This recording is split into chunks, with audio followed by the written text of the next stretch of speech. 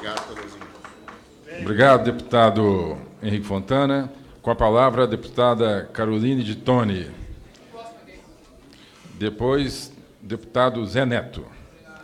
Senhor presidente, membros aqui da comissão, povo brasileiro que nos escuta e acompanha atônito essa movimentação da oposição de tentar barrar algo que é fundamental para o futuro do Brasil. A realidade deve ser enfrentada. E vamos ter que desvendar essa cegueira que assola a oposição, que vem aqui e mente para o povo brasileiro, com dados irreais, mas a realidade é clara. Hoje, 94% do orçamento brasileiro é consumido com as despesas primárias. E dessas, 48% é investido só na Previdência Social, só para pagamento de benefício. O sistema atual previdenciário entrou em colapso. E se continuar com esse rombo anual que vai crescendo, em 2031, todo o orçamento público brasileiro será só para pagar previdência.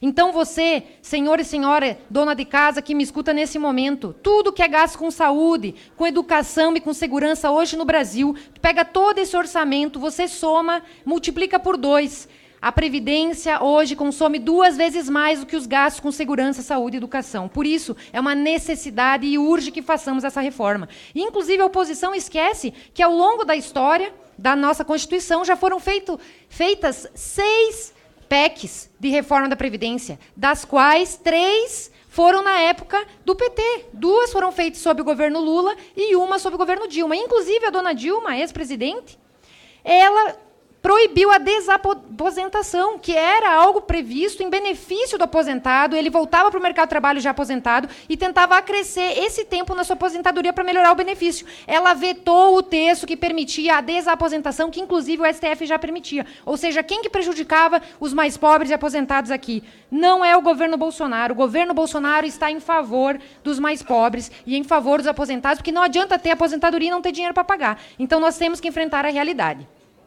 Muito se fala aqui nós estamos nessa comissão para analisar a constitucionalidade da reforma, muito se fala aqui que a oposição fala que a reforma violaria a cláusula pétrea da Constituição. Mas eu pego aqui o artigo 60, parágrafo 4º, inciso 4º, e não vejo descrito aqui no artigo que não deveria ser objeto de emenda a proposta de emenda constitucional, que tende a abolir. Eu não vejo aqui direitos e garantias sociais, só vejo direitos e garantias individuais. Querer interpretar que direitos sociais seriam cláusula pétrea é uma interpretação extensiva da Constituição que não encontra amparo no texto constitucional. É de simples leitura, a gente verifica isso. Na verdade, os direitos sociais são normas programáticas, ou seja, está previsto no legislador constituinte como um objetivo que o Estado deveria atender ao longo do tempo, de acordo com a capacidade financeira. O fato é que hoje o que a Previdência consome não deixa dinheiro para poder investir nesses outros direitos sociais que a esquerda diz defender.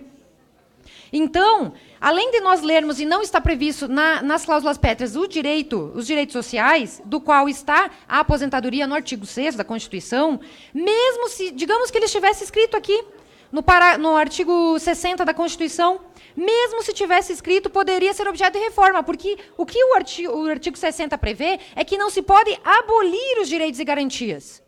No caso, você pode alterar, modificar e adequar as regras. Então, mesmo se tivesse previsto, daria para alterar a forma de entrega dos benefícios e de estrutura da Previdência. O fato é que nenhum direito social é absoluto. Ele depende de algo que se chama a reserva do possível, ou seja, de que o Estado vai ter erário para poder atender esses direitos. E outra falácia aqui que nós devemos desconstruir, que a esquerda fala, é sobre o suposto princípio, uns da oposição chamam de princípio, outros de direito, na verdade eles nem sabem muito bem o que seria o hipotético princípio de vedação ao retrocesso social. Na verdade, esse princípio não está na Constituição. Esse suposto princípio saiu da cabeça de um livro de um jurista progressista de Portugal e só existe, na verdade, na cabeça desse jurista e da oposição. Porque não é porque um direito está só previsto num papel ou na Constituição que já significa um avanço. Ele vai ser um avanço se nós fizermos realmente a reforma da Previdência e tivermos dinheiro para poder custear todos esses direitos sociais. Porque eu sou a favor do direito ao lazer, à moradia, à educação e demais direitos sociais, mas para isso a gente precisa ter dinheiro. E é por isso que o governo Bolsonaro está com esse compromisso de ajustar as contas brasileiras e deixar um futuro para as próximas gerações. Sem isso, não haverá futuro.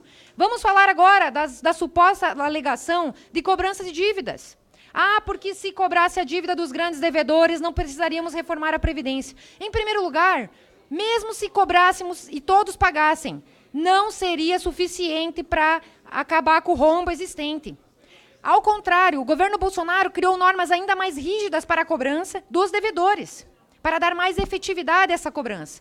E vamos falar aqui da oposição, dos partidos que devem milhões em Previdência Social e enchem a boca para falar da cobrança de dívidas, mas não pagam as suas dívidas. Está aqui no site da Procuradoria da Fazenda Nacional. PT deve 18 milhões de reais, PMDB 15 milhões, PCdoB 8 milhões, PSB 5 milhões, PSOL deve 1 milhão de reais em Previdência, MST 16 milhões e MTST 90 mil reais. Então, antes de vir falar em cobrança de dívidas, paguem as suas dívidas. Por isso que queremos aqui prestar o nosso total apoio ao governo Bolsonaro, que tem um compromisso com o cidadão, um compromisso com o povo brasileiro e compromisso com os mais pobres, ao baixar a alíquota dos mais pobres e ao fazer com que os privilegiados não tenham mais privilégios, paguem mais. E eu, por exemplo, que sou parlamentar, todos os nossos colegas aqui, já estamos abrindo mão da nossa aposentadoria especial. Quero saber se os deputados da oposição já abriram mão das suas aposentadorias especiais. Temos que cortar os privilégios para trazer realmente justiça social. E é isso que o Bolsonaro está fazendo com essa proposta, e é isso que nós, parlamentares da situação, estamos comprometidos. É isso aí. Obrigado, presidente. Passo a palavra ao deputado Zé Neto. Com a palavra, deputado.